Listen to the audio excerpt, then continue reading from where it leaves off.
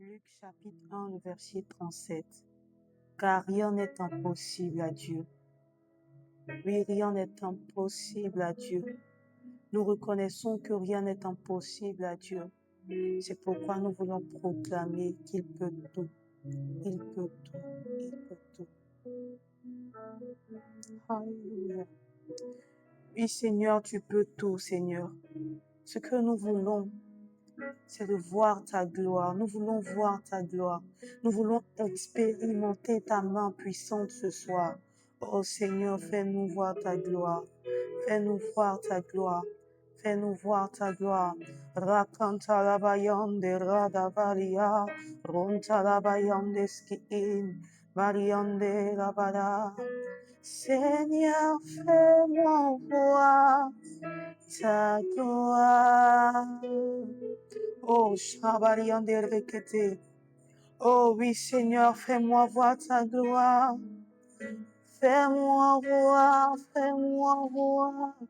Seigneur, fais-moi voir ta gloire. Shakariande Rekete. Libra sutele variande Rekete. La Ramama Coriande Rekete. Seigneur, fais-moi voir ta gloire. Irakasunta laba. Oui, Seigneur, nous voulons voir ta gloire. Nous reconnaissons que tu peux tout, chamanier. Et que rien ne t'est impossible. Je reconnais que tu peux tout et que rien ne t'est impossible. Seigneur, fais-moi voir ta gloire. Seigneur, fais-moi voir ta gloire. Seigneur, fais-moi voir ta gloire. Seigneur, fais-moi voir ta gloire. Oui, Seigneur, fais-moi voir ta gloire. J'ai entendu dire que tu guérissais les cœurs. J'ai entendu dire que tu restaurais les âmes. J'ai entendu dire que tu transformais les vies. Oh Seigneur, je veux voir ce que j'ai entendu dire. Je veux voir ce que j'ai entendu dire. Les ranabarianderebos ikanalaba, ibaria randerebos kanianana, uliva, maria rekata yadade. Ivanies tu candeli, Hilaria rananana, Ubania. Oh oui, Jésus, fais-moi voir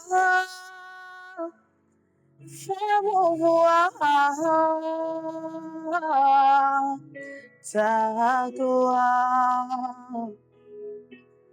Oui, Jésus, je veux voir ta gloire.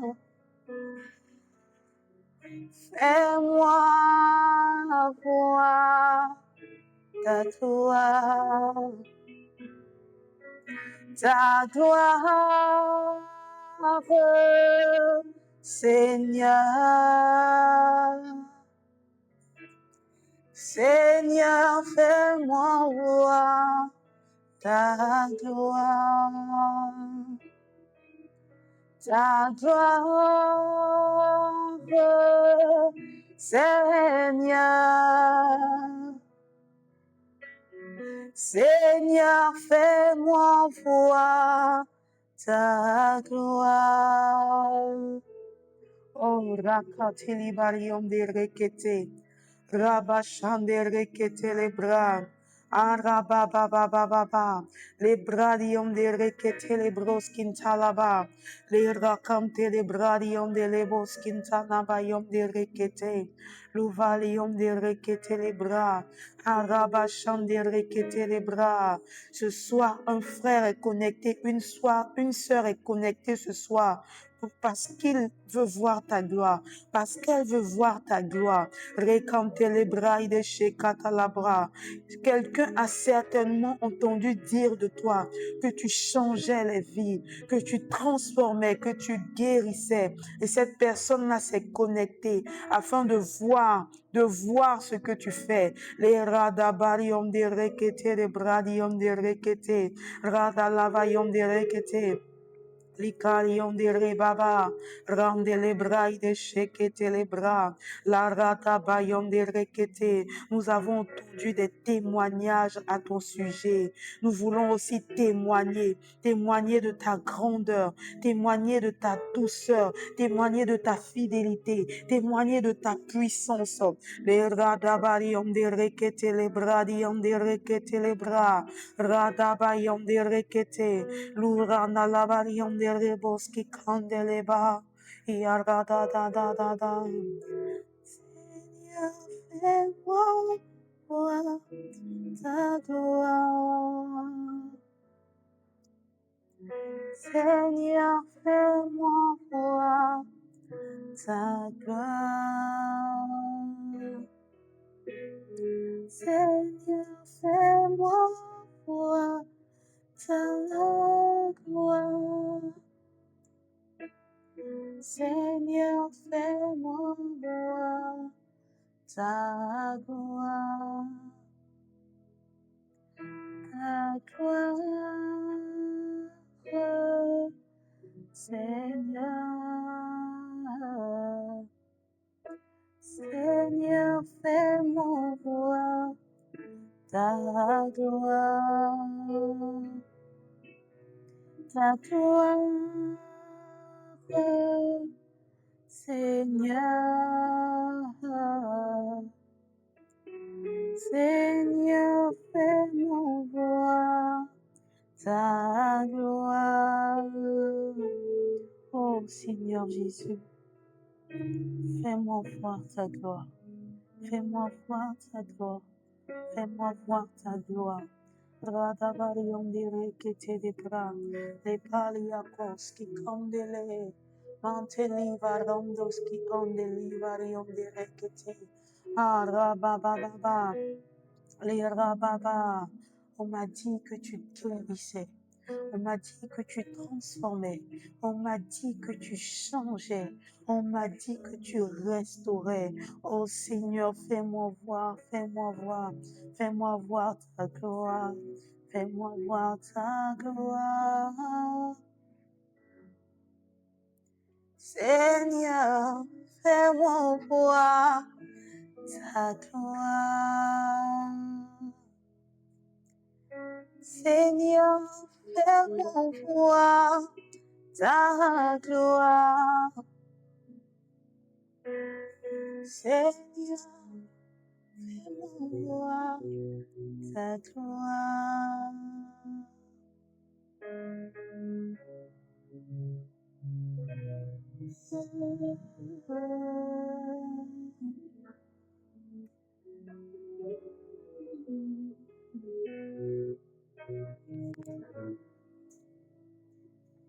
Shalom, que Dieu vous bénisse abondamment. J'espère que vous allez bien par la grâce de Dieu.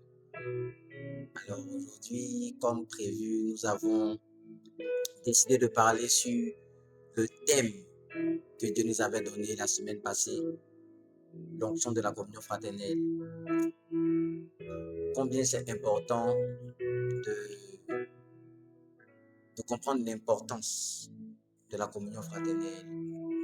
Comment c'est important.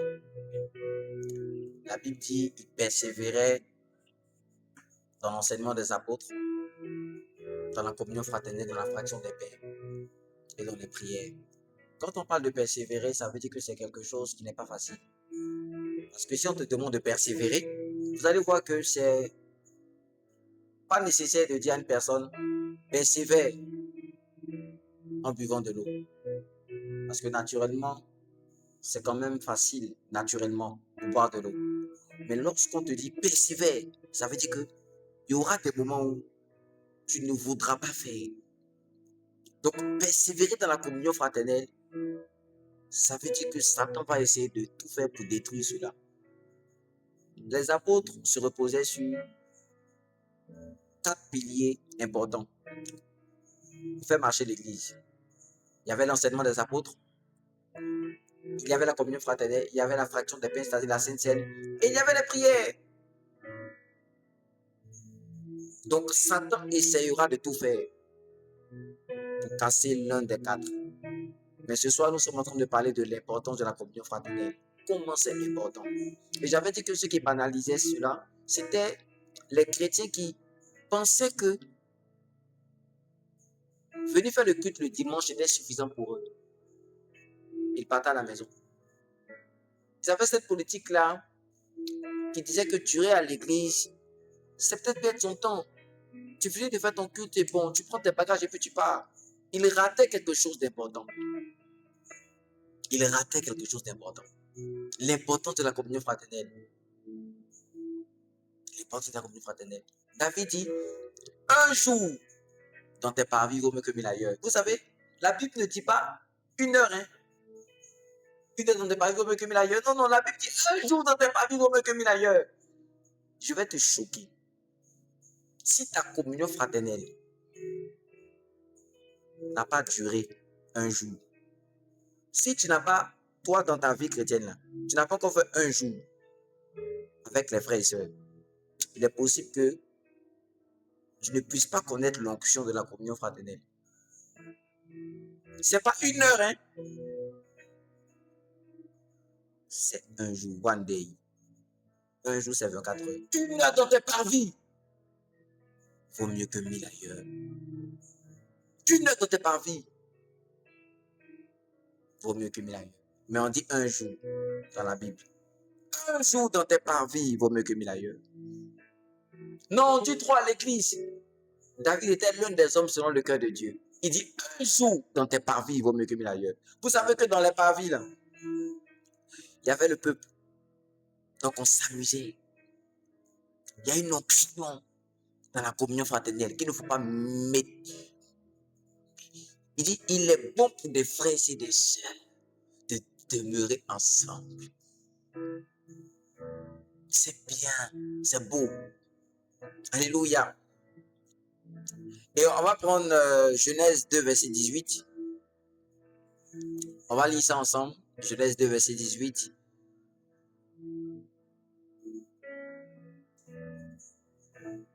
Genèse 2, le verset 18.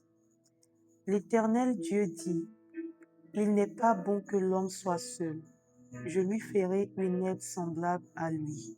Mon frère, si tu es seul, il n'est pas bon. Si tu es seul, ce n'est pas bon. Ici, là, je vous assure, plusieurs personnes ont prêché ça pour dire que c'est dans le cadre du mariage. Ce n'est pas seulement dans le cadre du mariage. C'est pas seulement dans le cadre du mariage. Un eunuque même ne doit pas être seul. Tu peux être eunuque. Ça veut dire que tu n'es pas destiné à te marier, mais tu ne dois pas être seul. Parce que l'apôtre Paul était eunuque, mais il n'est pas resté seul. Il y a des jours où il se sentait seul, il y a des jours où il ne se sentait pas seul. Donc souvent, quand même tu dis que je me sens seul, tu te sens seul par rapport à quoi? Peut-être c'est dans le cas du mariage, sinon tu n'es pas seul. Sinon tu n'es pas seul.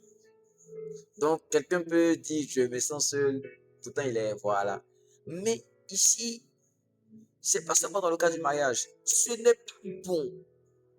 Est-ce que vous savez que les membres de nos corps nous enseignent? Même ta main n'est pas seule. Tu as 2 mains. Une tête, mais tu as 2 yeux, 2 narines, 2 lèvres. Une bouche, ce sont les 2 lèvres. Il y a des dents qui sont en haut, il y a des dents qui sont en bas. En fait, Dieu a formé le corps avec cette sagesse-là. Et celui qui a une main, qu'est-ce qu'on va dire? Il est handicapé. Quand tu es seul là, tu es handicapé. Il faut mettre ça dans ta tête. Tous ceux qui sont seuls sont handicapés.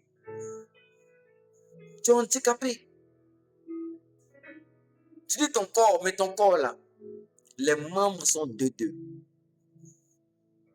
Les membres sont de deux. Tout est de deux sur toi. Si tu caches ton œil, tu vas voir. Mais pourquoi Dieu a mis 2 yeux? Ceux qui voient seulement de l'œil gauche, ils voient. Mais quand tu enlèves, tu vois mieux. Je ne sais pas si tu me comprends. Donc le fait d'être seul, tu as certains résultats. Mais si tu comprends la communion fraternelle, tu auras des résultats meilleurs par rapport à tes résultats que tu as eu. Alléluia. Pourquoi ce n'est pas bon d'être seul? Ecclésiaste 4, verset 9 à 12.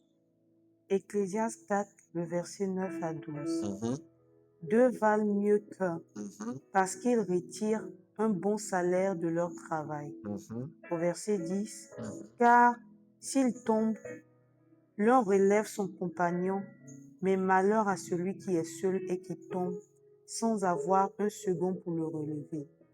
De même, si deux couchent ensemble, ils auront chaud. Mais celui qui est seul, comment aura-t-il chaud? Au verset 12, et si quelqu'un est plus fort qu'un seul, les deux peuvent lui résister. Et la corde à 3 fils ne se rompt pas facilement. Waouh. Tu vois pourquoi c'est mieux de ne pas être seul? On dit 2 salaires valent mieux qu'un. Tout simplement, imagine que tu touches 1 million, ta femme touche 1 million, c'est 2 millions. N'est-ce pas que c'est mieux que 1 million?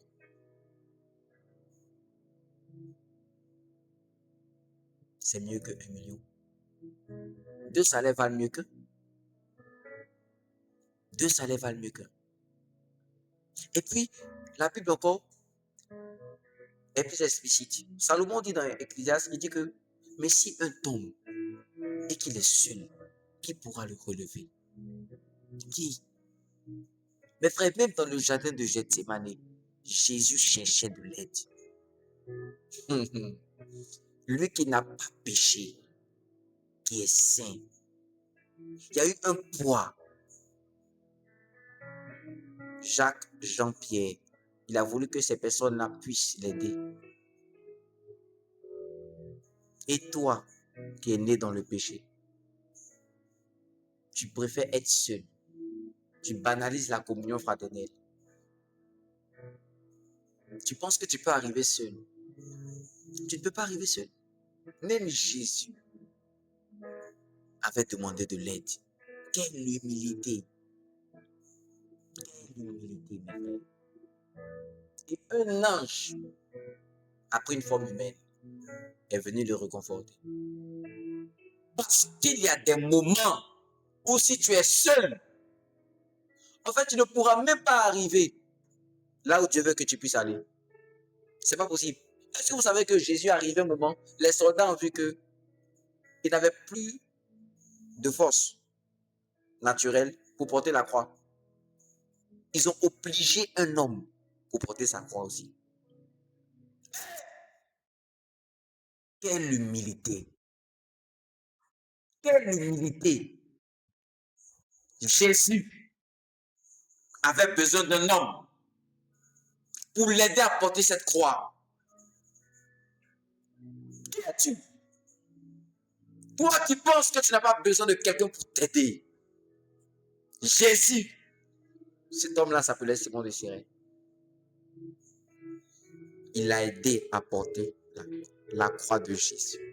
Jésus, ton Seigneur et ton Sauveur, qui a pris la forme humaine. Il y avait des faiblesses. Mes frères, souvent nous sommes fatigués. On a besoin des frères et sœurs au milieu de nous pour nous aider. C'est pourquoi je dis, les gens qui n'ont pas de communauté. Vous savez, Satan est arrivé à convaincre certaines personnes chrétiennes. À leur dire que, peu importe, la Bible ne dit pas que si tu vas à l'église, tu seras sauvé. N'est-ce pas? La Bible dit qu'il faut être en Christ. Mais est-ce que vous ne... en fait, peut-être que vous ne savez pas que être en Christ, là, ça regroupe une certaine discipline. Parce que Jésus appelle ceux qui sont en Christ les disciples. Donc, il y a une discipline. Et Jésus même, il est venu pour son église. Il dit, je bâtirai mon église. Et toi, tu ne peux pas entrer dans cette église-là. Il y a des églises qui sont fausses. Écoute, il y a des faux billets, non? mais il y a de vrais biais. Est-ce que parce qu'il y a de faux biais, toi tu décides de ne même plus avoir des biais? C'est parce que tu sais qu'il y a des vrais biais et il y a de faux biais. Tu continues de chercher l'argent, pourtant il y a de faux biais. Oh, je vais dire à quelqu'un, c'est pas parce qu'il y a de fausses églises que tu vas pas chercher les vraies églises. Donne-moi un amen là où tu es.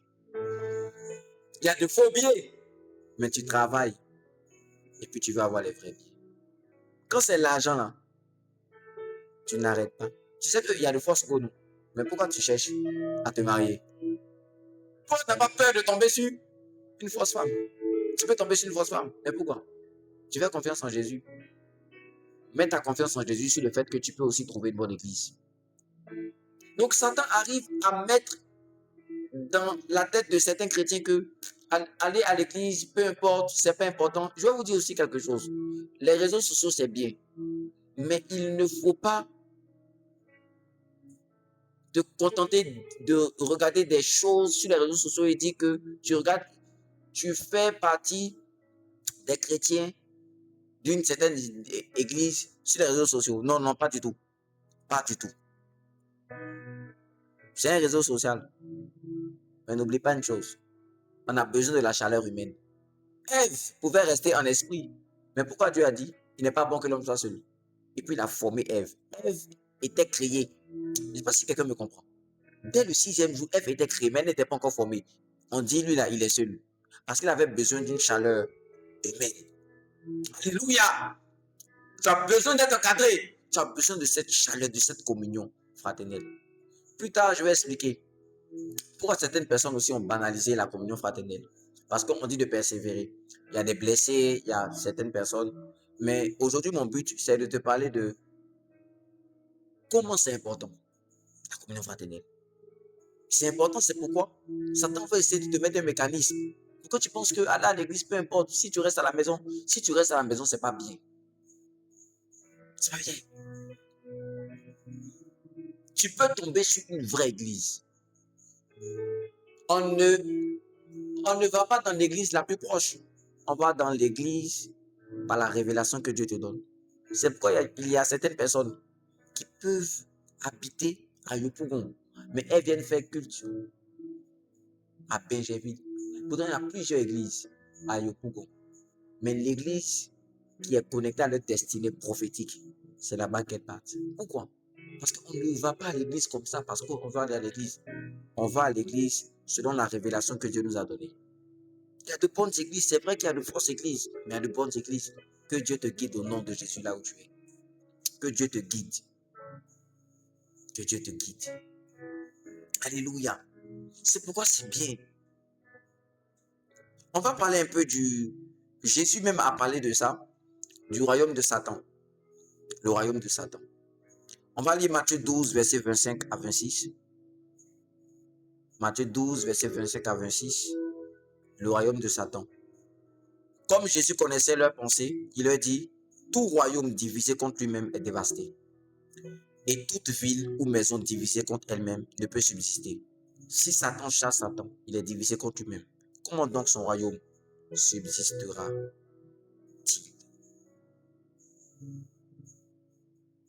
Subsistera-t-il? Donc Jésus est en train de dire ici que un royaume qui est divisé contre lui-même, il ne peut pas subsister. Vous savez, subsister, c'est quoi? C'est pas croître d'abord, hein, mais c'est demeurer, en fait. Un royaume qui est divisé, il ne peut pas subsister. C'est pourquoi, cher pasteur, lorsque tu vois que dans l'église que Dieu t'a donnée, il y a des chamailles entre tes fils et tes filles, sache que c'est Satan qui est en train d'entrer dans l'église pour essayer de détruire l'église, qui essaie de détruire la communauté. Quand tu apprends que tel se lève contre tel se lève contre tel, c'est l'œuvre de la sorcellerie. C'est pas pour que l'église ou la mission que Dieu t'a donnée cesse de croître, non. C'est pour que ça puisse se détruire. Parce que ton église peut subsister, mais ça ne croît pas. Donc, mais avant de croître, il faut que ça subsiste. Satan va essayer de diviser l'église. Et c'est son travail. Parce que je vais vous dire quelque chose. Satan lui-même, il opère dans l'unité avec les démons.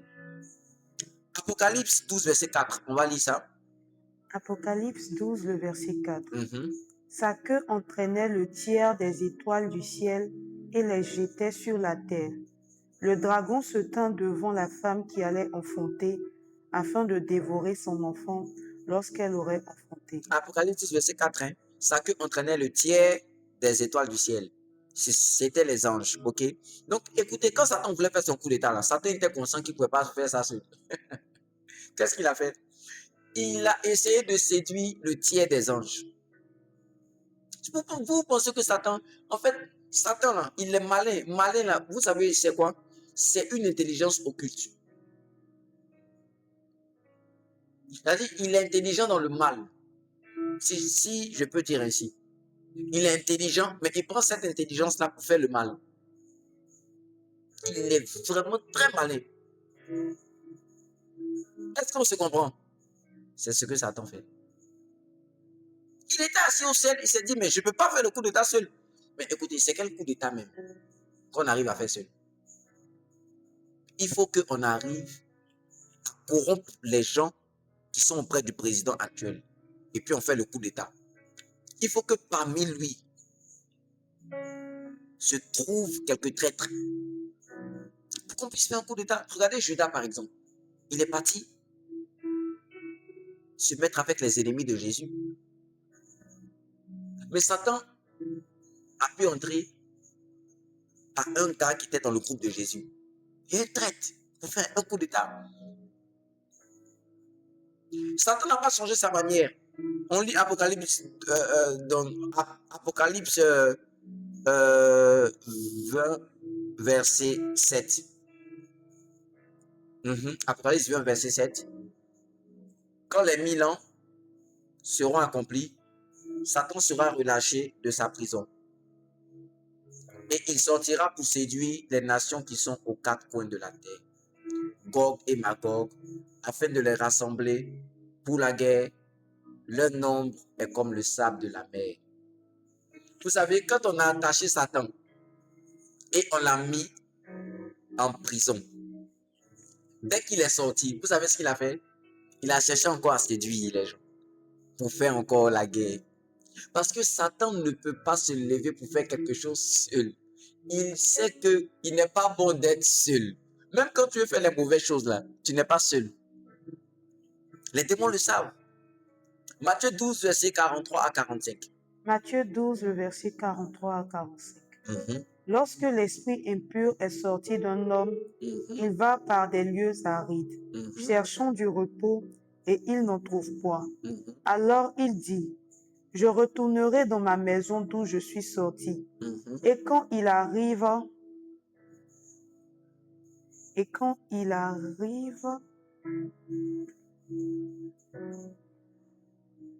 il la trouve vide, balayée et ornée. Au verset 45, il s'en va et il prend avec lui 7 autres esprits plus méchants que lui. Ils entrent dans la maison, s'y établissent, et la dernière condition de cet homme est pire que la première. Il en sera de même pour cette génération méchante. Vous voyez un peu? Donc quand le démon sort, il sait qu'on l'a chassé facilement. Pour que la condition de ce gars-là devienne pire, il a la possibilité de rentrer à nouveau en lui, mais il dit non, je ne vais pas rentrer comme ça moi seul. Parce qu'on m'a chassé trop facilement. Donc ce que je vais faire, c'est que je vais appeler 7 autres démons qui sont plus méchants que moi. Mais vous-même, vous savez que les démons ne s'aiment pas parce qu'il n'y a pas d'amour. Ils ne s'aiment pas, mais ils sont unis. Ils ne s'aiment pas, mais ils sont unis. Ils sont unis dans la haine. C'est là que j'ai vu que la haine ne divise pas. La haine ne divise pas. Parce que les démons sont unis, mais ils ne s'aiment pas. Ils n'ont pas d'amour. Ils n'ont pas d'amour. Les sorciers se mettent ensemble pour faire certaines choses. Mais les chrétiens ne se mettent pas ensemble pour faire certaines choses. La sorcellerie. Voyez-vous. Maintenant, parlons même des anges. Parlons des anges maintenant. Les anges de Dieu. Daniel 10, verset 12 à 14 nous dit quelque chose de très intéressant. On va lire ça. Daniel 10, le verset 12 à 14. Mhm. Il me dit, Daniel, ne crains rien, car dès le premier jour où tu as eu à cœur de comprendre et de t'humilier devant ton Dieu, tes paroles ont été entendues, et c'est à cause de tes paroles que je viens. Le chef du royaume de Perse m'a résisté 21 jours, mais voici, Michaël, l'un des principaux chefs, est venu à mon secours et je suis demeuré là auprès des rois de Perse. Je viens maintenant pour te faire connaître ce qui doit arriver à ton peuple dans la suite des temps, car la vision concerne encore ces temps-là. Oh mes frères, quel enseignement puissant. Daniel était en train de prier, n'est-ce pas? Il priait et pendant 21 jours, il n'avait pas de réponse. Il a continué de prier. Alors que pendant ce moment-là, dès le premier jour, Dieu l'a exaucé. Donc, Dieu envoyait un ange pour venir lui expliquer la révélation. Mais l'ange ne venait pas. Il continuait de prier. Vous savez ce qui s'est passé? Pendant 21 jours, il y avait un démon, un chef démon, qui l'avait résisté dans les airs, dans les lieux célestes. Donc, depuis là, cet ange-là ne pouvait pas descendre pour donner la révélation. Et voyez-vous un peu. Il dit, Michael est venu m'aider. Même les anges ont besoin d'aide. Même les anges s'aident. Les anges qui sont des êtres glorieux, ils ont le corps glorieux, ils s'aident.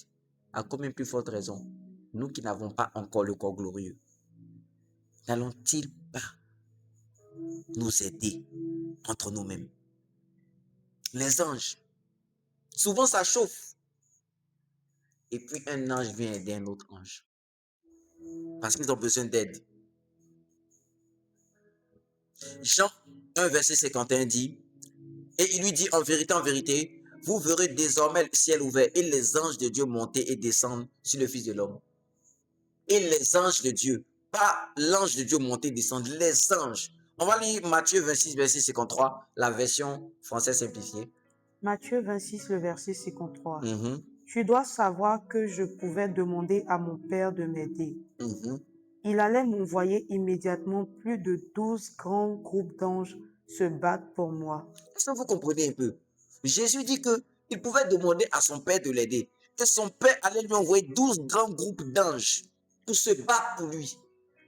Pourquoi il n'a pas dit que son Père allait lui envoyer un ange? Parce que mes frères, les anges ont besoin d'aide. Ils travaillent en groupe. Ils travaillent en troupe. Les anges ont besoin d'aide eux-mêmes. Souvent, un ange est bloqué là-bas. Il appelle l'ange Michael. J'ai besoin d'aide, j'ai besoin d'aide. L'ange Michael vient. Souvent, c'est un autre ange qui vient l'aider. Même Satan, quand il est tombé, comment il est tombé? La Bible dit Michael et ses anges ont combattu contre Satan et puis ses anges. Je ne sais pas si vous comprenez. Donc, c'était un combat de groupe à groupe. Et avec le sang de Jésus, ils l'ont vaincu. Tu ne peux pas vaincre certaines choses seul. Tu as besoin d'aide. Dis avec moi là où tu es, j'ai besoin d'aide. Mon frère, tu as besoin d'aide. Tu as besoin d'aide. Maintenant, Satan va tout faire pour essayer de te retirer, pour essayer de te mettre à l'écart. Tu seras à l'écart par certaines choses que tu vas remarquer, qui sont peut-être injustes, mais qui ne doivent pas te mettre à l'écart. Et c'est là comme ça que Satan va t'avoir. Il y a plusieurs qui ont rétrogradé lorsque ces personnes ont quitté l'église. Oui. Est-ce que tu sais que souvent c'est un signe d'orgueil? C'est un signe d'orgueil. Tu ne sais pas. Bon, moi, je serai seul. Je préfère être seul. Est-ce que tu sais que tu parles comme un orgueilleux? Parce que même Satan, ce niveau d'orgueil, il n'a pas eu. Est-ce que Satan n'a jamais dit je serai seul? Satan. Satan ne peut pas dire je serai seul. Il sait qu'il ne peut pas être seul. Vous savez pourquoi? Parce qu'il n'est pas partout. Souvent, quand il y a des délivrances, ce n'est pas Satan en chasse. Ce sont des démons qu'il a envoyés et qui travaillent pour lui, pour son royaume. Tu ne peux pas travailler seul. C'est pas possible. Tu ne peux pas.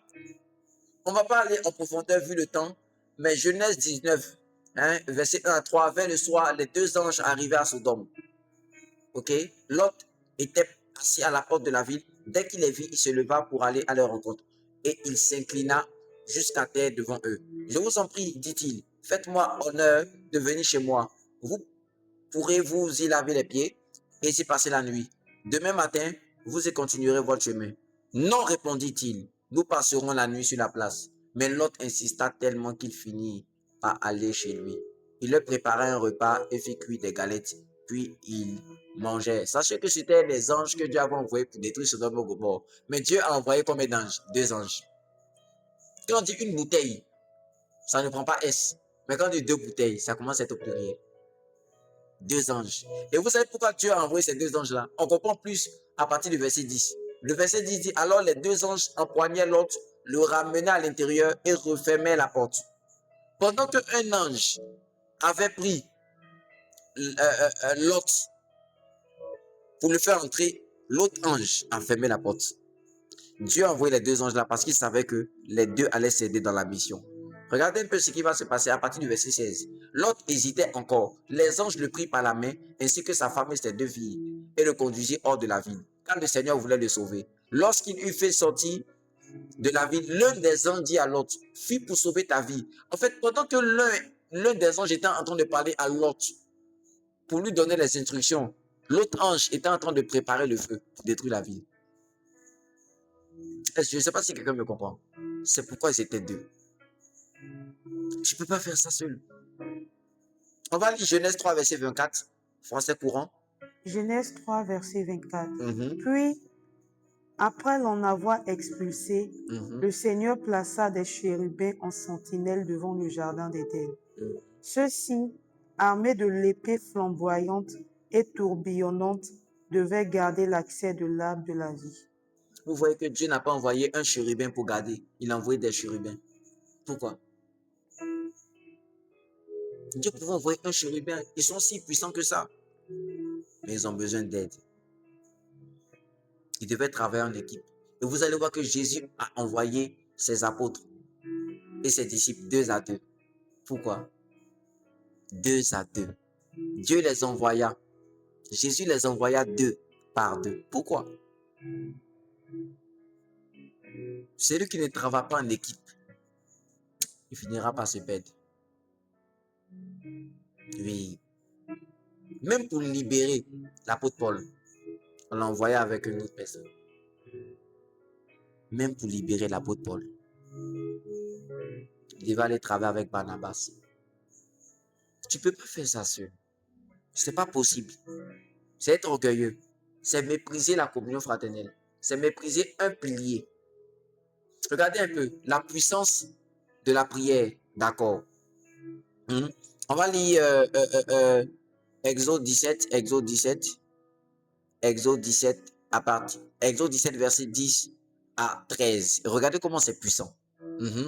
Exode 17, le verset 10 Verset, à 13.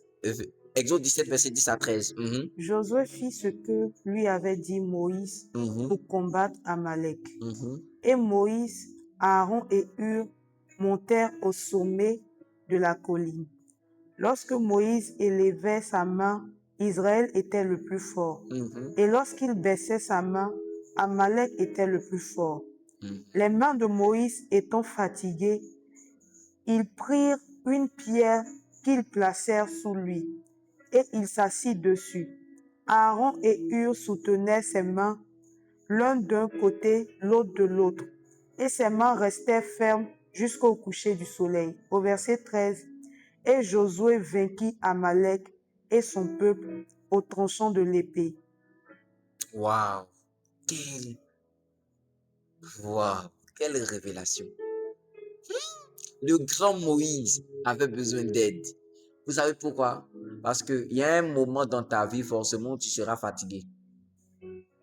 Même si tu es à 100% rechargé, il y a un moment de ta vie où tu es fatigué. Parce que dans la dimension de la persévérance, là, peu importe, Jésus même dit que s'il n'avait pas abrégé ses jours, même les élus allaient se perdre. Ça veut dire qu'il y a un moment où tu es fatigué. Ce moment-là, tu as besoin de quelqu'un pour t'aider. Et imaginez si Moïse n'était pas monté avec Aaron et Hur sur la montagne. C'est lui qui était en train de prier seul d'abord. Le grand Moïse, il y avait du succès. Il y avait du succès. Arrivé un moment, il était fatigué.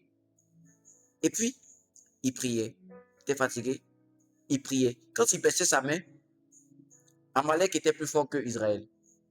Mais quand il levait sa main, il n'a même pas demandé de l'aide. Aaron et Hur ont vu ça. On dit, ah vieux, tu es fatigué. Tu ne peux pas tenir seul. Et ils sont venus l'aider. Cette prière d'accord là a fait que Amalek a été vaincu. Je vais te dire quelque chose. Quand Amalek te visite là, tu pleures. Quand Amalek te visite, Israël était allé à Rephidim. Cet endroit-là s'appelait repos. Il devait se reposer. Tellement c'est énervé Dieu. Dieu dit, autant il sera sur son trône, autant il y aura la guerre à jamais entre le trône de Dieu et Amalek. C'est Amalek qui a visité David et puis David a pleuré jusqu'à il n'avait plus la force de pleurer. Ils sont venus, ils ont pris ses femmes, ils ont pris ses enfants. Le peuple même voulait lapider David.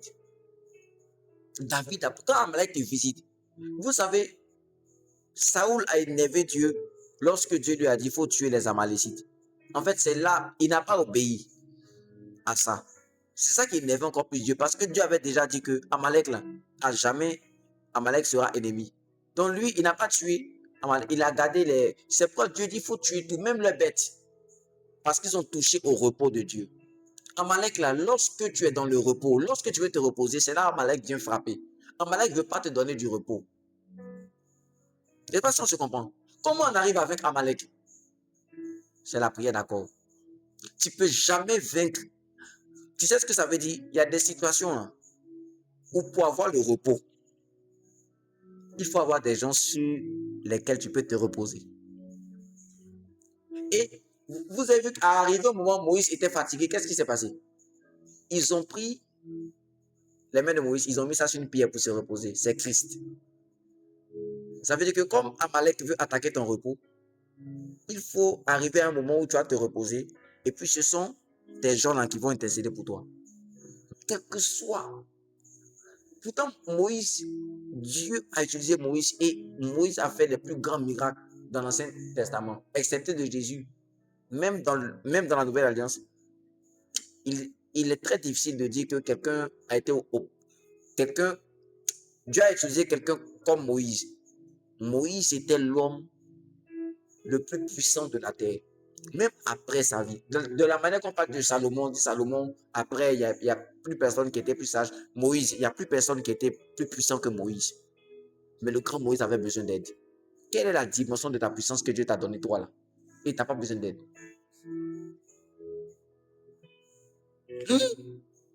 Et puis, j'avais comme l'impression que moi-même, dans ma vie, j'avais ce petit orgueil-là. Souvent, j'avais besoin d'aide, mais je disais à personne. Vous savez qui a aidé Moïse? Ce sont ses enfants spirituels. Même si tu es un pasteur, tes fils spirituels peuvent prier pour toi. Souvent, tu es fatigué. Tu peux demander à l'église, prier pour moi. Non, mais je vais faire ça maintenant. Oh non, c'est pas possible. Je vais faire ça. Ceux qui m'écoutent, prier pour moi. Mais c'est la vérité. La prière d'accord, elle est puissante. Souvent, tu es fatigué, mon ami. Tu ne veux pas dire que tu es fatigué. Genre, si tu dis que tu es fatigué, les gens vont dire que tu as perdu l'onction. Et Moïse ne voulait pas dire. Les gens l'ont vu. Les gens disent, vieux, tu es fatigué. Repose-toi, on va faire le travail. Repose-toi. Repose-toi. Tu es dans la dimension du repos lorsque tu te fais aider. Je vous dis quelque chose. Je peux? Pourquoi le 7e jour, Dieu s'est reposé de son activité? Attrape ton cœur, je vais te dire quelque chose. Le 6e jour, la fin du 6e jour, qu'est-ce qu'il a fait? Il a créé l'homme à son image. C'est là maintenant qu'il s'est reposé. Parce que l'homme devait prendre la place de Dieu sur la terre. Je ne sais pas si vous me comprenez. C'est pourquoi même pour nommer les animaux, lui-même, il n'a pas nommé. Parce que c'était l'homme qui devait maintenant dominer. C'est pourquoi il a dit, j'ai donné la terre au Fils de l'homme. Dieu n'a pas pris la terre. Il a donné la terre au Fils de l'homme. Dès qu'il a fini de créer son image, il s'est reposé. Parce que des gens étaient des dieux sur la terre. qu'il a fait son image, il s'est fait. Et puis il a dit, travaillez. Donc quand l'homme travaille, c'est comme si c'est Dieu qui travaillait. Quand le péché n'était pas encore venu. Donc Dieu même s'est aidé. Mais tu crées quelqu'un à ton image, et puis tu dis travaille. C'est comme si Dieu même travaillait. Donc le soir, il venait seulement, bon, tu as fait quoi? Il venait prendre des comptes. Je vais te dire quelque chose. Tu as besoin d'aide. Oh, nous avons besoin d'aide. Nous avons besoin d'aide. Et ceux qui manifestent cela, Dieu les élève plus. Vous savez pourquoi? Parce que c'est un signe d'humilité. Le fait de dire, ah, je suis faible. J'ai besoin d'aide. J'ai besoin d'aide. Aide-moi. J'ai besoin d'aide. C'est puissant, c'est pas vous. L'autre Moïse avait besoin d'aider toi. Certains fardeaux sont encore là. Tu sais pourquoi? Parce que, c'est pas parce que tu ne pries pas, hein, mais c'est parce que tu ne pries pas avec les autres. Sinon, tu pries. Mais depuis là, ça ne va pas. C'est parce que tu pries seul. Tu as besoin d'aide. Tu as besoin d'aide. Hein? Éphésiens 6, verset 19. On va lire ça. Éphésiens 6, verset 19. Mhm. Priez pour moi afin qu'il me soit donné, quand j'ouvre la bouche, de faire connaître hardiment et librement le mystère de l'évangile. Waouh! Qui dit ça? L'apôtre Paul. L'apôtre Paul dit, priez pour moi. Priez pour moi. L'apôtre Paul. L'apôtre Paul. Paul, ça veut dire petit. Il avait besoin d'aide dans la prière. Écoute, Satan a tué des chrétiens parce qu'ils ne veulent pas partager leurs faiblesses. Ils se disent que si je dis, les gens vont me juger. On t'a jugé combien de fois? C'est Satan qui met ça dans ta tête. J'ai besoin d'aide dans ma prière. Les gars, c'est chaud. Oh, donne-moi un amen. Romains 15, verset 30. Romains 15, verset 30. Ça, c'est toujours l'apôtre Paul. Hein? Même ceux même qui sont ici là, quand je dis dites amen, dites amen. Alléluia. Dis Romains 15, verset 30. Romains 15, verset 30. Mhm. Je vous exhorte, frères, par notre Seigneur Jésus-Christ et par l'amour de l'Esprit, à combattre avec moi en adressant à Dieu des prières en ma faveur. C'est qui dit ça? L'apôtre Paul. Il a demandé, on va pas lire tous ces passages. Moi, je vais lire Colossiens 4, verset 3. Priez en même temps pour nous. Ça veut dire que il était en train de dire aux gens, dès que vous voyez la lettre, la prière en même temps. Arrêtez de faire ce que. Tellement c'était pressant. Priez en même temps pour nous, afin que Dieu nous ouvre une porte pour la parole, en sorte que je puisse annoncer le mystère de Christ, pour lequel je suis dans les chaînes. 1 Thessaloniciens 5, verset 25. Lis ça. Frères, priez pour nous. Oh, n'arrête pas chadé. Frère, priez pour nous. Frère, priez pour nous. Frère, priez pour nous. Priez pour nous. Priez pour nous. Oh non, les bachas des dia. Matthieu 18, verset 19 à 20. La version se meurt. Écoutez, hein.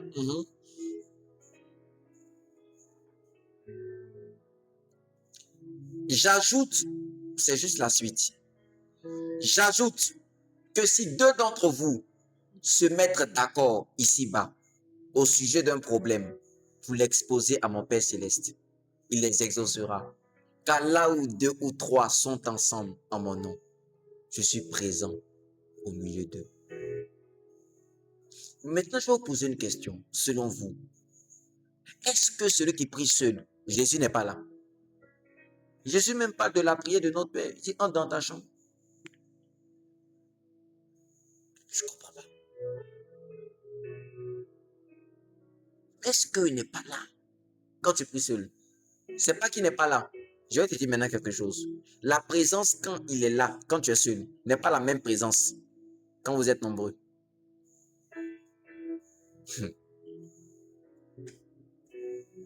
Vous savez que le réveil est venu par la prière d'accord. Le réveil. Le réveil est venu par la prière d'accord. La plupart même des réveils sont venus par la prière d'accord. Quand on parle de le réveil d'Azusa Street, c'était quoi? C'était des chrétiens qui se sont mis ensemble. Il y a eu un boom qui s'est réalisé. Acte 2, verset 1 à 3. Le jour de la Pentecôte, ils étaient tous ensemble dans le même lieu. Tout à coup, il vint du ciel un bruit comme celui d'un vent impétueux, et il remplit toute la maison où ils étaient assis. Des langues semblables à des langues de feu leur apparurent, séparées les unes des autres, et se posaient sur chacun d'eux. Le jour de la Pentecôte, est-ce que vous savez que c'était une prière d'accord? Ils étaient ensemble. Acte 3, verset 1, on va lire ça. Acte 3, le verset 1. Mhm. Pierre et Jean montaient ensemble au temple à l'heure de la prière. C'était la 9e heure. Après, je parlerai en profondeur sur cela. Mais Pierre et Jean avaient l'habitude de prier ensemble. À l'heure de la prière, pourquoi on dit Pierre et Jean montaient? Sachez que Jean était le compagnon de prière de Pierre. Ainsi de suite. Après, je vais parler plus en profondeur sur tous ceux qui sont en cheminant, qui sont en train de perdre le temps. Tous ceux qui sont mariés, qui sont en train de perdre le temps. Toi, tu es marié. Tu es un homme ou tu es une femme. C'est le moment de vous mettre à prier ensemble.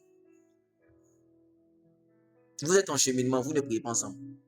Quand j'étais en cheminement, je priais avec ma femme, avec ma cheminante. Je priais avec elle. Je jeûnais avec elle. Et nous avons vu de belles choses qui nous sont arrivées de façon commune. Je vous assure, on a connu des miracles. Tout est allé dans notre sens parce qu'on priait ensemble. Comment Satan va faire pour détruire certains couples? C'est mettre la division, c'est mettre des palabres, des querelles. Pour le plus que vous puissiez prier ensemble. En fait, ça le dérange. On voit Aquilas et Priscille, un couple si puissant. Ils avaient même installé une église dans leur maison. C'est eux qui ont ouvert les yeux à Apollos. Oh, je ne sais pas si tu peux comprendre. Si tu as trouvé ton partenaire de prière, tu as trouvé presque tout. La présence, quand vous êtes ensemble, ce n'est pas la même chose. Il est bon pour des frères et des sœurs de demeurer ensemble. Et Dieu, de demeurer ensemble. Je veux terminer avec ça.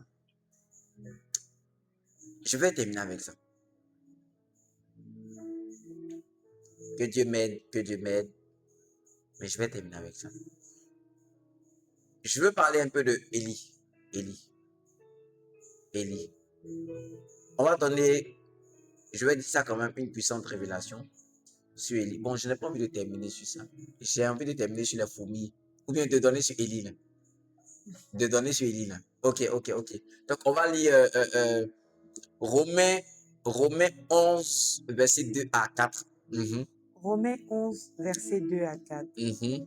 Dieu n'a point rejeté son peuple qu'il a connu d'avance.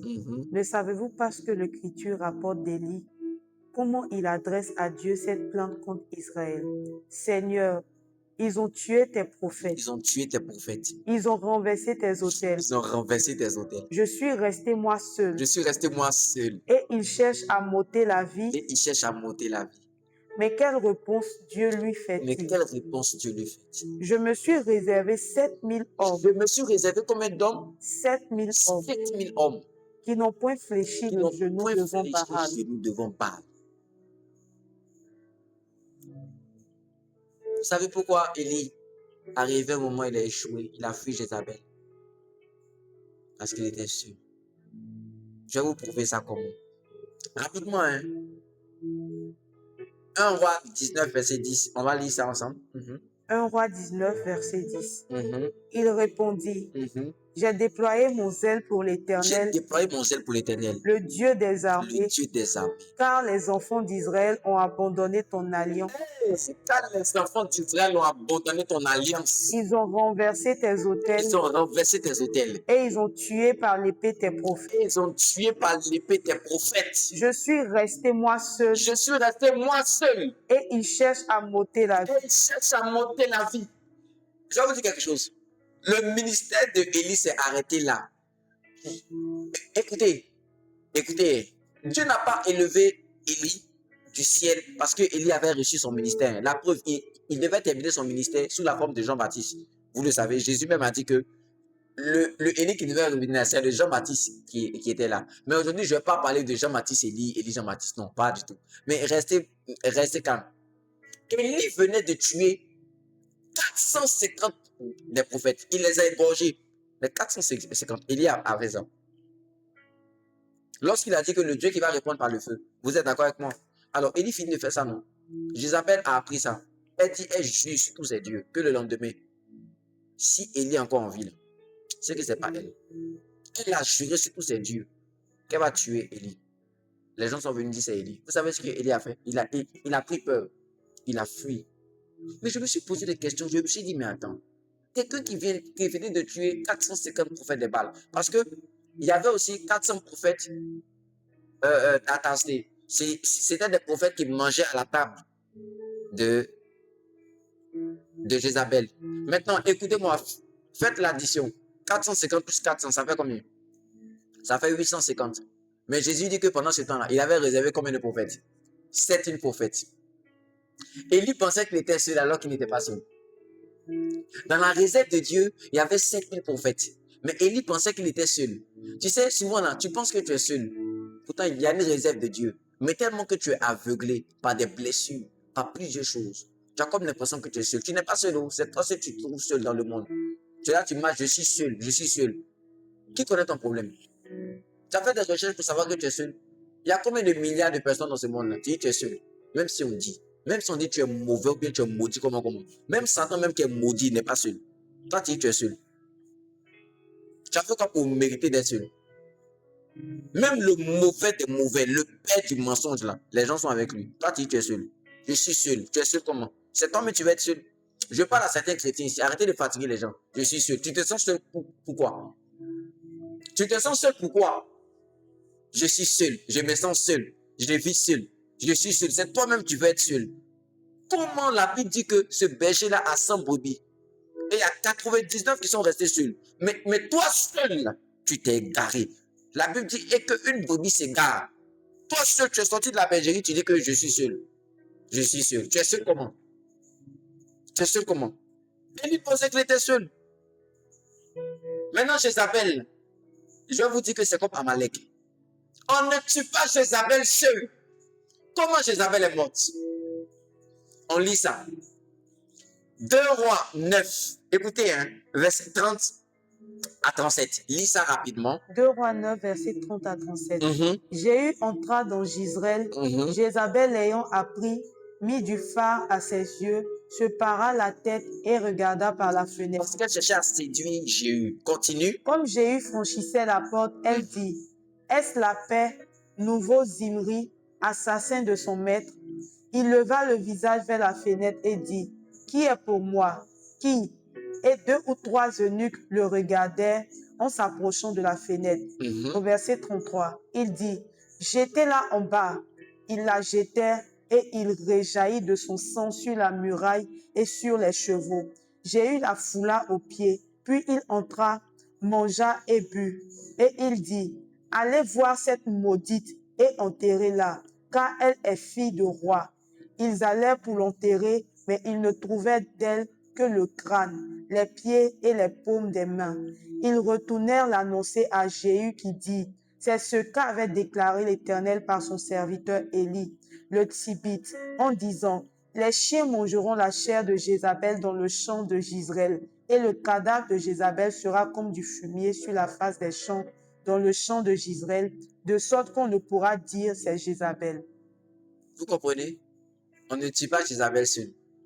Jéhu même a dit aux 3 eunuques, allez-y la jeter. Jetez-la, enterrez-la. Cette maudite, jetez-la, enterrez-la. Ce que Élie voulait faire, il voulait le faire seul. Jézabel, on ne tue pas Jézabel seul. L'esprit de Jézabel, on ne tue pas ça seul. Il a fui devant Jézabel. Les 450 prophètes, il les a tués seuls. Mais Jézabel, vous savez, Moïse avait l'habitude de prier seul. Il avait des victoires. Mais il y a un niveau où il pensait qu'Amalek, c'était les Philistins. Quand il est tombé sur Amalek, il a dit, ah Joe, depuis là, les ennemis là, non, c'est pas du jeu. Effectivement, c'est pas du jeu. Maintenant, vous comprenez, non? Pourquoi deux valent mieux qu'un? Parce que il y a des niveaux où, ça va. Mais il y a des niveaux où, tu ne pourras pas. Tu as besoin d'être 2. Tu as besoin d'être 3. Tu as besoin d'être 4. Tu as besoin d'être 5. Même les démons disent, il faut qu'on soit nombreux pour que sa condition soit pire. Ça veut dire que plus les démons sont nombreux, plus la condition est pire. Ce qui faisait que Élisée n'a pas eu peur face aux gens qui venaient l'attaquer. Dieu a ouvert ses yeux. Il dit, ceux qui sont avec nous sont plus nombreux que ceux qui sont avec nous. Et son collaborateur avait peur. Quand il a prié pour que Dieu lui ouvre ses yeux, son collaborateur n'a plus eu peur parce qu'il a vu le nombre. Mes frères, je dois vous dire quelque chose. Jézabel, c'est l'esprit, si tu veux, de la séduction, l'esprit de plusieurs choses. Mais tu ne peux pas vaincre Jézabel seul. C'est pourquoi même certaines personnes qui sont dans des péchés sexuels, vous ne pouvez pas vaincre ça seul. La séduction, il faut en parler. On parle pour qu'on puisse t'aider. Oui, on parle pour qu'on puisse t'aider. Le sous de la masturbation, on parle. Arrête de cacher ça. Il y a plusieurs personnes qui sont dans certaines églises. Elles jouent au piano, elles sont dans la masturbation. Il y a des gens même qui chantent, des artistes chrétiens qui sont dans la masturbation. La masturbation fatigue. Il y a des hommes qui se masturbent. Tant que vous ne parlerez pas, il est possible que vous ne soyez pas délivré. En fait, parce que pour vaincre souvent cet esprit-là, il faut que tu puisses te faire aider. C'est un esprit qui n'est pas simple. Il faut que tu puisses te faire aider. Il y a des démons, on peut les chasser seuls, mais il y a d'autres démons. Hey, même les anges ne viennent pas les chasser seuls. Ils ont besoin d'aide. Comme cet ange-là qui était aidé par l'ange Michael. Toi, tu es qui? Toi, tu as quoi? Et puis toi, tu pourras te délivrer seul. Même l'apôtre Paul avait besoin d'aide. La communion fraternelle. Alléluia. Qui est béni ce soir? Qui est béni ce soir avec nous? Je t'en supplie. Pour l'amour du Seigneur. Si tu veux vaincre Jézabel, si tu veux vaincre Amalek, ce qui te fait pleurer, ce qui ne te donne pas du repos, si tu veux voir la victoire dans certains niveaux de ta vie, tu n'as qu'à trouver peut-être un partenaire de prière ou être dans l'humilité d'avouer tes faiblesses et de demander à certaines personnes dans ta communauté, venez-moi en aide, aidez-moi. Et le miracle serait plus beau. Je dis, on m'a aidé. Parce que celui qu'on n'aide pas n'a pas un côté humain. Parce que même les anges ont besoin d'aide. Même les anges qui ont le corps glorieux. Il n'est pas bon, je lui ferai une aide. Tu as besoin d'aide. Une aide, ça fait déjà 2. Là où 2 sont au milieu, je suis là. Tu as besoin d'aide. Tu as besoin de cette présence-là. Tu vois, si par exemple, moi j'ai 10 anges à ma disposition et qu'une sœur a 5 anges à sa disposition, quand on prie, tu vois que ça va aller plus vite. C'est vrai, c'est faux. Parce que mes anges et ses anges vont travailler ensemble. Alléluia. Tu as besoin d'aide. Tu as besoin d'aide. Le vendredi prochain, on va, je ne sais pas si ce sera le vendredi ou bien le samedi. Bon, ce qui est sûr, peu importe maintenant. Parce qu'on avait décalé au vendredi pour quelque chose de spécial. Mais le vendredi ou le samedi prochain, la fiche sera donnée. On va parler de ceux qui se sont égarés. Malheureusement, parce qu'il y a beaucoup de gens qui se sont égarés et ils n'ont pas l'humilité même de dire qu'ils sont perdus. Il y a des gens qui sont tombés dans le péché mal. Eux-mêmes, ils ont plongé dans le péché même. En fait, c'est Dieu juste qui voulait te montrer que tu ne peux pas seul. Tu ne peux pas seul. C'est orgueilleux. Tu ne peux pas seul. On va parler de ceux-là qui ont été blessés et qui ont décidé de se retirer. Même Judas, pour se perdre, qu'est-ce qui s'est passé? La Bible dit que quand il a fini de donner l'argent, il se retira et il parta ses potes. Absalom aussi s'est retiré pendant 2 ans. Il est revenu faire le coup d'état. Faites attention à ceux qui sont seuls dans certains endroits. Proverbe dit quoi? Celui qui se met à l'écart cherche son bonheur. Il ne pense qu'à lui. Alléluia. Alors, un message pour tous ceux qui ont été blessés dans certaines églises. Pardonnez. Pardonnez. Sachez que vous ne pouvez pas vivre seul. Vous ne pouvez pas vivre seul. Vous ne pouvez pas vivre seul. Vous avez besoin des frères et des sœurs qui vont vous aider. Aie l'humilité de le dire. Et on va prier.